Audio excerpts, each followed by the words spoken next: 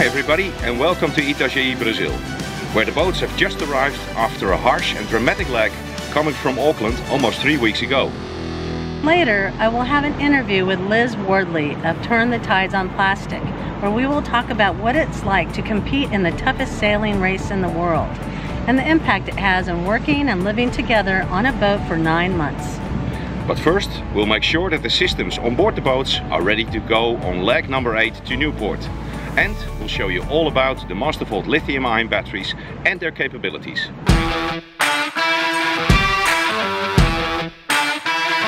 The Volvo 65s need power for all kinds of electrical equipment, like navigation equipment, fans, lights, satellite communication and ballast pumps. Also, the sailor's headlight and onboard reporter's gear need to be charged.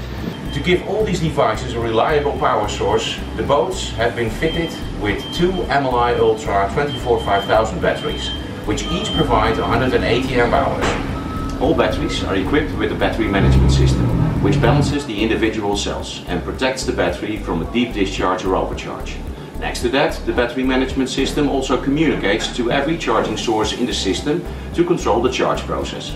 The batteries have a built-in battery monitor system which shows the user information like state of charge, amp hours used, voltage and current.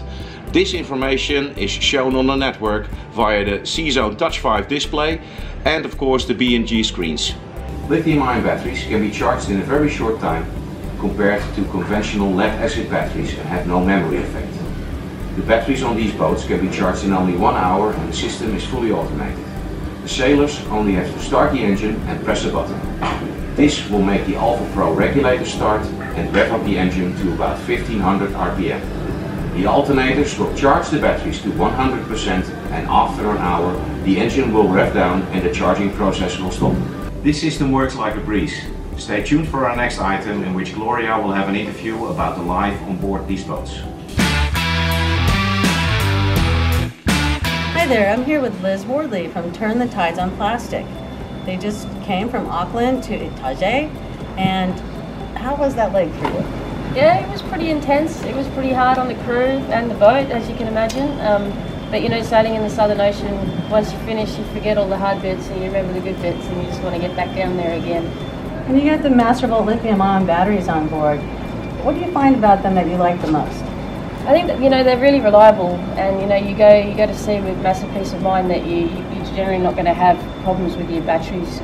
You know, they're really quick to charge. They hold their charge really well, and we have to carry everything on board. So we've got to carry all our diesel to run the engine to charge the batteries. So it's really nice knowing that you can just sort of rely on your consumption sheets and not carry litres and litres of extra diesel just in case. You know, so I really like the reliability.